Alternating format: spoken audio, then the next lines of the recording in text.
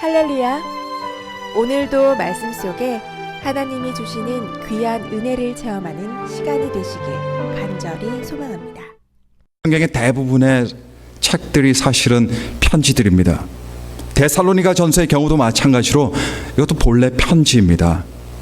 이 편지를 받는 사람은 데살로니가에 있는 성도들이고 편지를 작성해서 보낸 사람은 1절에 명시되어 있는 대로 바울과 실루아노와 디모데 이 세 사람이 됩니다. 실루아노와 디모데에 대해서는 조금 더 설명을 드리겠지만 실루아노와 디모데 그리고 바울 이 세 사람은 함께 눈물로 데살로니가 교회를 개척했던 사람들이었습니다. 교회를 개척하고 교회를 사랑했던 이 세 사람이 같은 마음으로 같은 사랑으로 데살로니가 교회 성도들에게 편지를 써서 보내게 된 겁니다. 그런데 비록 이 세 사람이 함께 편지를 작성했지만 이 서신서 작성의 주 멤버는 바로 세 사람들 중에서 사도 바울이었습니다. 그래서 데살로니가 전서와 다른 사도 바울의 서신서들을 비교해 보면 사도 바울이 자주 사용하는 그런 단어들이 많이 있고요. 그리고 사도 바울의 고유의 문체가 그대로 녹아내리고 있습니다. 자, 그렇다면 사도 바울이 함께 이 서신서를 작성했던 데 동참했던 실루아노와 디모데는 과연 누구였을까요? 우선 실루아노에 대해서 살펴본다면요, 여러분들께서는 아마 빌립보에서 있었던 빌립보 감옥에 갇혔던 사도 바울이 빌립보 감옥에 갇혔던 일을 아마 여러분께서 기억하실 겁니다. 그때 바울이 다른 동역자와 함께 옥에서 갇혀서 함께 기도하고 하나님께 찬양을 불렀더니 갑자기 옥터가 움직이고 두 사람 메인 것들이 풀리고 감옥문이 활짝 열려졌던 일을 여러분께서는 기억하실 겁니다. 자, 실루아노가 누구냐? 바로 그때 사도 바울과 함께 있었던 사람이었습니다. 목사님, 그때 바울과 함께 있었던 사람은 실라였는데요. 목사님 잘못 아시고 계신 거 아니세요? 네, 맞습니다. 실라였어요. 그런데 실루아노와 실라는 동일한 사람입니다. 실루아노는 신라의 로마식의 이름이었기 때문에 때로는 이 동일 인물이 실라라고 불리기도 하고 또 때로는 실루아노라고 이렇게 불리기도 했습니다. 마치 요한과 존이라는 사람이 같은 사람인 것과 마찬가지 이치입니다. 사도 바울은 처음에는 바나바라는 사람과 함께 동역을 하다가 나중에 마가라는 사람을 놓고 바울과 바나바 사이에 논쟁이 일어나게 되었어요. 안타깝게도 서로 의견을 조율을 못한 채 결국 각기 다른 길로 걸어가게 되었을 때 사도 바울이 바나바 대신 함께 선교 여행을 떠났던 사람이 누구냐? 바로 실루아노라고 불리는 실라였습니다. 자, 디모데도 실라만큼이나 우리들에게는 굉장히 익숙한 이름이에요. 디모데는 갈라디아 지방의 루스드라 출신의 사람입니다. 자, 루스드라입니다. 자, 이 말씀에 여러분께서 루스드라가 어디더라 하면서 이렇게 마음속으로 생각하실 텐데, 이 루스드라는 사도 바울이 1차 전도 여행 때에 걷지 못하는 한 불구자를 성령의 능력으로 고쳐준 적이 있었는데 이때 이 장면을 목격한 루스드라 사람들이 깜짝 놀랐습니다. 그리고 그 자리에서 사도 바울과 바나바를 신들로 오해했던 곳이 바로 어디냐? 이 루스드라라는 곳이었습니다. 이때 루스드라 사람들은 바나바를 오늘날 그리스 로마 신화를 통해서 우리에게 잘 알려진 제우스 신으로 그렇게 착각했고요. 바울을 제우스의 아들이자 하프를 창조하고 날개 달린 모자와 신발을 신고 다니는 헤르메스 신으로 오해하고는 그 두 사람을 경배하려고 했던 웃지도 못하고 울지도 못하는 그런 사건이 있었던 곳이 바로 이 루스드라였고 디모데는 이 루스드라 출신의 사람이었습니다. 루스드라 지방 출신의 이 디모데는 유대인이었던 어머니와 비유대인 헬라인이었던 아버지 사이에서 태어난 자식이었어요. 이전에 저는 또렷이 기억합니다만 한국 사회에서는요, 아버지가 한국 사람이어만 한국 국적을 받을 수가 있었어요. 그러다 보니 한국에서 사는데 아버지가 외국인이고 어머니가 한국이었던 사람들이 굉장히 많은 어려움을 당했습니다. 왜요? 왜냐하면 한국인으로 인정해주지 않았기 때문에요. 아버지가 외국이니까 말입니다. 한국 국적을 얻지 못하니 다른 나라 국적을 얻을 수가 없어요. 국적이 없는 국제적인 미아가 돼서 오랜 시간, 오랜 세월을 마음 아파하면서 그렇게 지냈던 사람들이 참 많았습니다. 다행히 시간이 지나면서 법이 많이 바뀌게 돼서 이제 그런 사람들도 한국 사람으로 인정해주는 그런 체제로 바뀌게 되어서 많은 사람들이 이제 한국 국적을 가지고 살아가는 그런 때를 지금 저는 생각합니다. 근데 고대 때부터 한국과는 달리 아버지가 아닌 어머니의 핏줄을 인정하던 곳이 바로 유대인들의 사회였습니다. 그래서 비록 디모데의 아버지가 유대인이 아니었을지라도 사람들은 이 디모데를 아무도 의심 없이, 아무도 거리낌 없이 유대인으로 인정했습니다. 왜냐하면 당시 사회는 어머니의 핏줄을 인정하는 사회였기 때문이었어요. 사도 바울에게 있어서 디모데는 굉장히 중요한 사람이었습니다. 성경의 다른 곳들을 보시면 사도 바울은 디모데를 자신의 영적인 아들로 간주할 만큼 귀하게 여기던 사람이었고, 동시에 자신의 오른팔격의 동역자로 여러 군데서 소개를 하고 있습니다. 데살로니가 전서는 이렇게 실로아노라고도 불리는 실라와 디모데, 그리고 사도 바울에 의해서 지필이라는 편지인데요. 이 세 사람들 중에 사도 바울이야말로 신약 성경에서 등장하는 예수님의 일꾼들 가운데 가장 독보적인 존재로 간주되고 있습니다. 사도행전의 그의 활약상을 보면 많은 기적들을 일으켰습니다. 복음을 들고 물불 가리지 않고 자신의 발길이 닿는 곳마다 복음을 전하고 사람들을 세우고 교회를 세웠습니다. 이런 그의 모습을 볼 때 그 비견될 만한 사람이 도통 사실 성경에는 보이지 않는 것이 사실이에요. 그런데 우리가 한 가지 알아야 할 것이 있습니다. 이 위대했던 사도 바울은 비록 많은 주목을 한 몸에 받고 있던 그런 존재였지만, 굉장한 어떤 하나님의 사도였지만, 그러나 그는 절대로 혼자 일하지 않았습니다. 카리스마적인 주연 배우들이 나오는 액션 영화 같은 영화들을 보게 되면 멋있는 주인공들이 자주 내뱉는 말이 있습니다. 나는 혼자 일한다. I work alone. 아니면 I fight alone. 굉장히 멋있게 보여요. 아니나 다를까 영화가 전개되면서 빗발치는 총알들 속에서도 이 주인공만은 총을 맞지 않습니다. 그렇게 총을 맞지 않으니까 당연히 혼자 일하려고 그러죠. 이게 많은 영웅 액션 영화들의 스토리 진행 방식입니다. 그런데 하나님의 일은 액션 영화들과는 다릅니다. 하나님의 일은요, 혼자 하는 것이 아닙니다. 같이 하는 겁니다. 이것이 하나님 나라의 일입니다. 설령 혼자 마음에 불타는 소명을 가지고, 그리고 뜨거운 열정을 가지고 선교지에 간 선교사님이 계시다 하더라도 그 선교사님 혼자 일하면 10중 8구 오래 못 가서 쓰러지고 맙니다. 선교사님은 기도의 동역자들이 반드시 있어야 됩니다. 그리고 물질적으로 정신적으로 후원해 줄 수 있는 사람들이 있어야 하는 겁니다. 하나님의 일과 관련해서 내가 개인적으로 책임지고 내가 개인적으로 감당해야 하는 일들이 분명히 있지만, 그렇다고 하나님의 나라 일은 혼자 하는 것이 아닙니다. 하나님 나라의 일을 여러분께서 생각하실 때 머릿속에 떠올려야 하는 단어가 한 가지가 있어요. 그것은 무엇이냐면 팀이라고 하는 단어입니다. 팀입니다. 하나님 나라 일은 팀으로 이루어집니다. 현실적으로 볼 때 언제나 한두 사람이 각광을 받습니다. 한두 사람이 모든 스포트라이트를 받아요. 인간 사회에서는 이런 일들이 굉장히 많이 일어납니다. 하지만 하나님 나라의 일은 팀으로 이루어집니다. 사도 바울이 선교 여행을 여러 번 다니면서 언제나 팀으로 함께 사역했습니다. 사도 바울의 선교 사역을 바울의 모교회는 바울 개인의 사역으로 여기지 않았습니다. 그리고 그렇게 여긴 적도 없습니다. 왜냐? 팀이었기 때문에 그렇습니다.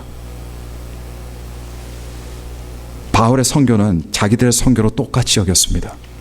그래서 사도 바울이 경험한 기쁨은 비록 멀리 있을지라도 사도 바울을 파송한 교회의 큰 기쁨이었습니다. 팀이었기 때문에 그렇습니다. 동시에 교회의 기쁨은 사도 바울의 기쁨이었습니다. 행여 교회가 어려움을 당할 때 그것은 바울의 어려움이었습니다. 또 바울이 어려움을 당할 때 그것은 교회의 어려움이었습니다. 왜냐하면 팀이었기 때문입니다. 교회를 우리는 다양한 각도에서 이해할 수 있지만 그러나 교회를 바라보는 각도들 중에 굉장히 중요한 한 각도는 무엇이냐? 교회를 팀으로 바라보는 이런 각도입니다. 초대교회 때 교회 기둥들이 하나둘씩 순교를 당했습니다. 순교의 방법은 다 달랐을지라도 교회 거목들이 한 명씩 세상 사람들의 손에 죽임을 당했습니다. 그들의 피가 뿌려졌습니다. 한두 사람씩 역사에서 사라졌습니다. 스데반서부터 시작해서 사도 바울은 물론이거니와 요한을 제외한 예수님의 제자들은 다 순교를 당했습니다. 세상 사람들은 어떻게 생각했냐면요, 예수님의 제자들 다 죽이고 초대교회 리더들 한 명씩 다 죽이면 기독교가 무너질 줄 알았어요. 기독교가 사라질 줄 알았습니다.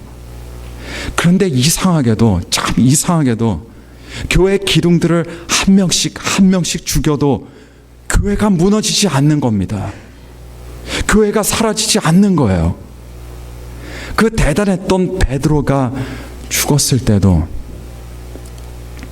바울이 죽었을 때도, 예루살렘 교회 리더였던 야고보가 죽었을 때도 교회는 건재했습니다.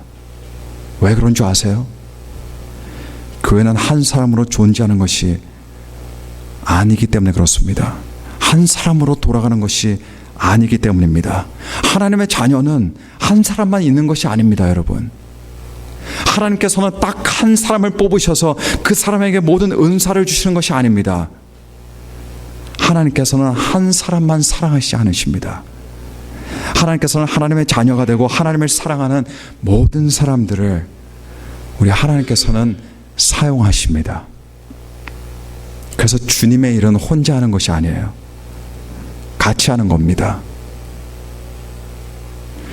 예수님께서도 공생의 기간 동안에 예수님이셨지만, 하나님의 아들이셨지만 혼자 계시지 않으셨습니다. 어디를 가셔도 제자들을 만드시고 제자들을 대동하셨어요. 제자들과 같이 떡을 떼셨습니다. 제자들과 같이 잠을 주무셨습니다. 제자들과 함께 기도하셨습니다. 함께 예배드렸습니다. 함께 전도를 하셨습니다. 왜냐하면 하나님 나라 일은 같이 하는 것이기 때문입니다. 데살로니가 전서는 비록 바울의 서신서로 분류가 되지만 그러나 3명의 멋진 팀이 함께 한 몫을 해서 나온 하나님의 작품입니다. 근데 여기서 머물지 않고 한 발자국 더 나아가 보도록 하겠습니다. 하나님의 나라 일은 혼자 하는 것이 아니고 다른 사람들과 같이 하는 것이라고 말씀드렸지만 그것만큼이나 중요한 사실이 한 가지가 있어요. 이것이 없으면 아무리 함께 같이 하나님의 일을 해도 성과와 효과는 떨어질 수밖에 없습니다. 그것이 무엇이냐라고 했을 때 그것은 바로 동역자 의식입니다. 의식이 참 중요합니다. 사도 바울에게 있어서 실라와 디모데는 그냥 함께 같이 일하던 사람이 아니었습니다. 사도 바울에게 있어서 실라와 디모데는요, 같은 목표를 가지고 같은 정체성으로 함께 같은 하나님의 나라 꿈을 꾸던, 그리고 그 꿈을 나누던 동지들이었습니다. 동역자들이었습니다. 이들이 늘 같이 있지는 못했습니다. 서로 오랫동안 떨어져 있어야 했습니다. 하지만 어디에 있든 이들은 형제라는 의식을 넘어서서 하나님 나라의 동역자들이라는 의식으로 함께 일했습니다. 제가 여기 유학 와서 공부할 때 저와 절친하게 지내던 친구가 있었는데, 이 친구는 장난이었는지 진심이었는지는 모르겠습니다만 그 친구가 저를 뭐라고 불렀냐면요, 저를 부를 때 동지라고 불렀습니다. 어이 동지, 뭐 하나? 어디 가나? 이러면서 동지라고 불렀어요. 사실 함께 있을 때 그거에 대해서 깊이 생각해 본 적은 없었습니다. 그런데 공부를 마치고 그 친구도 떠나고 저도 떠나고 함께 떠나 있다 보니까 이 동지라는 말이 마음 깊이 새겨지는 것을 경험했습니다. 함께 공부하고 함께 꿈을 나누고 함께 비전을 공유하고 함께 기도하던 그때를 돌아보면요, 그때 참 에너지도 2배가 되고 동기도 2배가 되고 열정도 다 2배가 되었다라는 것을 새심 다시 한번 깨닫게 되었습니다. 교회는 크게 두 부류로 나눌 수 있어요. 모든 사람들 딱 두 부류로 나눌 수 있습니다. 그게 교회입니다. 그건 뭐냐면 한 부류는 목회자입니다. 또는 교역자들이에요. 다른 부류는 성도들입니다. 그런데 시간이 지나면 목회자와 성도의 관계가 발전을 하게 됩니다. 그냥 목회자와 성도의 관계로 있는 것이 아니에요. 물론 목회자는 목회자이고 성도는 성도라는 것은 변하지 않을지 몰라도 근데 이런 구도가 초월이 됩니다. 목회자이든 평신도이든 시간이 지나면서 둘 다 동지가 되고 동역자의 관계로 발전하게 되는 것이 이 교회입니다. 목회자와 성도의 관계는 사실 여러분 언제나 거리가 있어요. 있을 수 있습니다. 하지만 동지와 동역자 사이의 관계사에서는요, 거리가 없습니다. 거리가 없어요. 서로 가까워지다 못해 서로 한 마음이 됩니다. 그러다 보면 어떻게 돼요? 서로 애절해집니다. 서로 의지합니다. 서로 믿습니다. 서로 함께합니다. 서로 공감합니다. 뭔가를 해도 같이 하고 싶어요. 그러다 보니까 서로가 기쁨이 돼요. 같이 걸어갈 때 본래 처음에 목회자와 성도의 관계는 어렵고 거리가 있던 그 관계는 나중에 함께 신앙생활하며 우리 주님 안에서 함께 시간을 보내면서 동지의 관계가 되고 동역자의 관계가 되고 이 관계 속에서 사랑을 함께 나누게 되고 그리고 팀이 되게 됩니다. 그리고 이 팀의 모습으로 하나님께로부터 주어진 사명을 함께 감당하게 되는 겁니다. 예수 그리스도 안에서 하나님의 사람으로 그리고 일꾼으로 부름을 받은 사람들은 같이 교회 다니는 사람들이 아니에요. 모든 성도들은 일종의 팀입니다. 그 팀 안에서 아름다운 동역자 의식을 함께 갖게 되는 겁니다. 사람들이 함께 모여 있다고 그것이 다 공동체가 되는 것이 아닙니다. 경우에 따라서 어떤 모임은 그냥 군중입니다. 군중이에요. 그러나 어떤 모임은 공동체가 됩니다. 그런데 예수님께서 꿈꾸시고 의도하신 것은 의도하신 교회는 군중이 아닙니다. 그것은 공동체입니다. 혼자 와서 예배를 드리고 가는 그런 군중이 아니라 함께 하나님 앞에 다 같이 나와서 함께 한 마음으로 예배를 드리고 함께 주의 나라를 꿈꾸고 함께 주의 뜻을 추구해 나가는 예수님의 공동체로 우리 주님께서는 이 교회를 만드셨다는 것을 여러분 믿으시기를 바랍니다. 군중 속에 고독이라는 말이 있습니다. 군중 속의 고독. 오늘날 현대인들을 일컬어서 연결해서 많이 사용하는 그런 말이에요. 그래서 우리는 군중 속에서도 고독을 느낍니다. 군중 속에서 사람들이 많지만 너무너무 많지만 그렇지만 눈물 나는 고독이 언제나 존재합니다. 그래서 각종 정신적인 병들이 만연해요. 여러분 왜인 줄 아세요? 왜냐면요, 군중이기 때문에 그래요. 군중이기 때문에 그렇습니다. 공동체는 다릅니다. 내가 그저 군중의 한 사람이 되면 내 자신도 각종 마음의 병들에 그대로 노출이 돼요. 그러나 내가 공동체 속에 있어서 나도 공동체에 속하게 되면 병들었던 나는 나아집니다. 공동체 속에서 치유가 일어나고 회복이 됩니다. 예수님의 공동체 속에서 내가 군중 속의 한 사람이 아니라 그냥 왔다 가는 그런 사람이 아니라 공동체의 일원으로 될 때, 그리고 함께 팀이 되고 함께 동역자가 될 때 우리들의 역량도 2배가 되고 그리고 3배가 되는 겁니다. 신앙생활에 성공하는 사람은요, 절대로 혼자 있는 사람이 아닙니다. 물론 개인의 경건을 위해서 개인의 거룩을 추구하는 것은 모든 사람들이 해야 될 마땅한 일이지만 이런 것 통해서만 신앙생활을 성공할 수는 없습니다. 혼자 열심으로 혼자 어떤 주관을 가지고 믿는 사람이 신앙생활에 성공하는 사람은 아니에요. 의식하든 의식하지 못하든 교회 생활 가운데 어떤 끈끈한 형제 의식이 있고 팀 의식이 있고 공동체 의식을 가지고 있는 사람들이 사실은 신앙생활에 성공하는 사람들입니다. 그리고 이렇게 성공하는 사람이 이런 구도 속에서 하나님을 사랑하게 되고 이웃을 사랑하는 이런 연습을 하게 되는 겁니다. 1절이 데살로니가 전서라는 편지를 시작하는 인사문이었다면 2절부터 1장의 마지막 절인 10절까지는 이제 본론으로 들어가기 전에 데살로니가 교회에 대한 칭찬이 있고 그리고 하나님에 대한 깊은 감사가 있는 부분입니다. 데살로니가 교회에 대한 사도 바울의 감사가 넘쳐나는 이런 칭찬을 보면 참 부럽습니다. 모든 교회들이 바로 이런 부분들, 이런 면들을 따라가야 될 줄로 믿습니다. 그래서 데살로니가 교회가 받았던 칭찬들을 우리가 유심히 살펴보면서 그 칭찬이 우리의 칭찬이 될 수 있도록 노력해야 하는 것이 우리의 본분이라고 저는 믿습니다. 많은 칭찬들이 있지만 그렇지만 특별히 3절 말씀을 보면요, 그 모든 칭찬들을 다 요약해서 표현되고 있습니다. 3절 말씀 보니까 이렇게 기록하고 있어요. 너의 믿음의 역사와 사랑의 수고와 우리 주 예수 그리스도에 대한 소망의 인내를 우리 하나님 아버지 앞에서 쉬지 않고 사도 바울이 그리고 실로아노와 디모데가 기억하고 있다라고 이렇게 말하고 있습니다.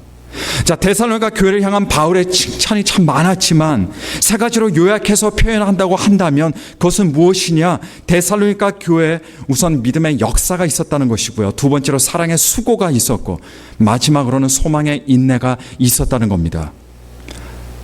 고린도전서 13장은 사랑의 장으로 부르고 있어요. 거기에 보시면요, 사도 바울이 말하고 있는 것이 있어요. 우리 성도들이, 모든 교회들이 항상 가지고 있어야 하는 세 가지가 있다라고 기록하고 있습니다. 그 세 가지가 뭔지 혹시 여러분 기억이 나십니까? 믿음과 소망과 사랑입니다. 믿음, 소망, 사랑. 이 세 가지를 우리 모두가 늘 같이 가지고 있어야 된다라고 피력하는 것이 고린도전서 13장입니다. 그런데 믿음, 소망, 사랑에 대해서 이야기하는 것이 거기만 이야기하고 있는 것이 아니에요. 사도 바울은 데살로니가 전서에서도 이 세 가지에 대해서 기록하고 있습니다. 그래서 3절에 보니까 여기서도 사랑이 나오고 여기서도 소망이 나오고 또 여기서도 믿음이 나옵니다. 근데 이 단어들이 다른 단어들과 짝이 지어져 있어요. 사실 분리될 수 없는 짝들입니다. 사랑과 짝지어진 단어가 무엇입니까? 역사입니다. 그래서 사랑의 역사. 믿음과 짝지어진 단어가 무엇입니까? 수고입니다. 믿음의 역사죠. 죄송합니다. 믿음의 역사, 사랑의 수고, 그리고 소망의 인내. 소망과 짝지어진 것은 인내입니다. 우선 믿음의 역사라고 말씀하고 있는데, 자, 역사라는 말이 조금 어려울지 모릅니다. 역사라는 것이 무엇일까요? 역사가 좀 어려울 때는요, 역사를 뒤집어 보면 쉽게 알게 돼요. 역사 이 단어를 뒤집으면 무슨 단어가 됩니까, 여러분? 사역이 됩니다. 사역은 다른 말로 하면 무엇이에요? 일이라는 거예요. 일. 믿음이라는 것은 반드시 바깥으로 표출이 되게 되어 있습니다. 믿음이 있는 곳에는요, 뭔가가 이루어지게 되어 있습니다. 아무것도 이루어지지 않는다고 한다면 그것은 믿음이 아니에요. 아무런 표출이 없는 것은 믿음이 아닙니다. 행해지지 않으면 믿음이 아니에요. 이것이 야고보서가 가르치는 진리이기도 합니다. 그래서 행위가 없는 믿음을 무슨 믿음이라고 야고보가 말하고 있습니까? 죽은 믿음이라고 말하고 있습니다. 모든 믿음은 일이 따릅니다. 믿음이 있는 사람은 믿음에 맞는, 그 믿음이 작든 크든 간에 그 믿음의 분량에 맞게 표출이 됩니다. 나의 믿음을 점검할 때 보는 여러 가지 것들 중에 하나는 무엇이냐면 우리 삶에 어떤 믿음의 일들이 실제적으로 내 삶에 이루어지고 있는가를 보면 되는 겁니다. 왜냐하면 믿음에는 언제나 역사가 있기 때문에 그렇습니다. 일이 있기 때문에 그렇습니다. 아름답게 팀을 이루었던 데살로니가 교회는 팀으로 믿음의 역사를 일구어냈습니다. 믿음이 없으면 이루어지지 않을 일들입니다. 항상 믿음의 역사, 믿음의 일들이 이루어지는 여러분들과 그리고 이 교회가 되기를 축원합니다. 두 번째로 사도 바울은 사랑의 수고에 대해서 언급을 했습니다. 믿음의 역사가 반드시 따른다고 한다면요, 사랑에도 반드시 따르는 것이 있습니다. 그것이 무엇일까요? 그것이 수고라는 겁니다. 아버지의 사랑에는 수고가 있어요. 그래서 아침에 나가서 저녁에 들어옵니다. 그래서 밖에 나가서 일을 합니다. 수고예요. 자녀들을 위해서 재정적인 필요를 채우는 수고를 합니다. 또 자녀들과 시간 보내며 놀아주는 그런 수고도 있어요. 어머니의 사랑에도 뭐가 있습니까? 수고라는 것이 있습니다. 언제나 밥을 하고 빨래하고 집안일을 하고 또 때로는 밖에 나가서 일을 합니다. 자녀를 잘 양육합니다. 모든 것들이 수고입니다. 수고예요. 왜냐하면 사랑에는 반드시 수고라는 것이 따르기 때문입니다. 수고가 없는 사랑을 여러분 한번 상상해 보십시오. 그럼 말로만 있는 사랑이죠. 수고가 없는 사랑은 둘 중에 하나예요. 그 사랑이 위선적인 사랑이든가 아니면 이기적인 철없는 어린아이의 사랑이든가 둘 중에 하나입니다. 모든 사랑에는 수고가 따르게 되어 있습니다. 어떤 한 사람을 사랑한다면 그 사람을 위한 수고가 있습니다. 그 사람을 위한 수고가 없는데 말로만 사랑한다고 한다면 좀 전에 말씀드렸지만 둘 중에 하나예요. 위선적인 사랑이든가 아니면 극히 이기적인 철없는 어린 아이의 사랑이 됩니다. 하나님을 향한 사랑이 있다면 그 사랑은 수고로 또 표현이 됩니다. 그러나 이것은 기쁨으로 감당하는 수고예요. 왜냐하면 사랑의 수고는 기쁨이기 때문에 그렇습니다. 노역이 아니에요.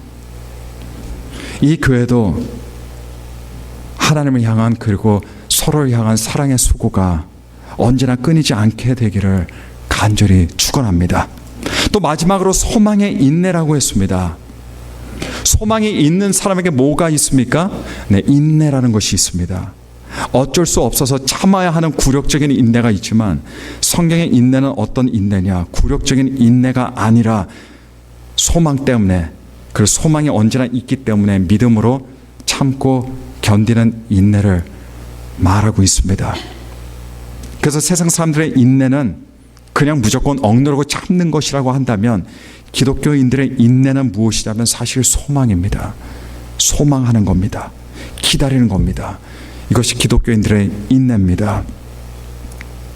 어려운 중에서도 힘든 가운데서도 억울한 순간에도 무엇인가 하나님의 약속의 말씀을 바라보면 하나님께서 예수 그리스도 안에서 주시는 좋은 것들을 바라고 기다리게 돼요. 그리고 이것이 바로 기독교인들의 소망이요 기독교인들의 인내가 되는 겁니다. 우리는 무조건 참는 것이 아닙니다. 무조건 참으면 어떻게 돼요? 나중에 탈납니다. 마음의 병이 생깁니다. 안으로 마음이 썩어 문드러집니다. 그러나 우리 기독교는 무식하게 무조건 참아라가 아니에요. 이미 약속되어진 미래의 영광을 기다리라는 겁니다. 다시 오실 예수님을 기다리라는 겁니다. 하나님 앞에 서는 그날을 기다리라는 겁니다. 하나님께 상급을 받을 그 순간을 기다리라는 겁니다. 인내는 기다림이고 기다림은 소망입니다. 나에게 믿음이 있는가? 사랑이 있는가? 소망이 있는가를 알려면 어떻게 합니까? 내가 믿음으로 말미암아 행하는 역사가 있는가를 보면 나의 믿음이 보여집니다. 나에게 사랑 때문에 감수하는 수고가 있는가를 보면 우리의 사랑의 수준이 보입니다. 그리고 내 삶에 인내가 있는가를 보면 내가 얼만큼 하나님의 말씀을, 약속의 말씀을 소망으로 붙들고 있는가를 보게 되는 겁니다. 교회가 예수 그리스도 안에서 한 팀으로 믿음의 역사가 있고 사랑의 수고가 넘치고 소망의 인내가 있어야 될 줄로 믿습니다. 이것이 바로 교회가 이기는 길입니다. 이런 귀한 영광과 은혜 가운데 날마다 나아가시는 귀한 이 교회 되기를 간절히 축원합니다. 우리 들은 말씀 생각하시면서 함께 기도하시겠습니다.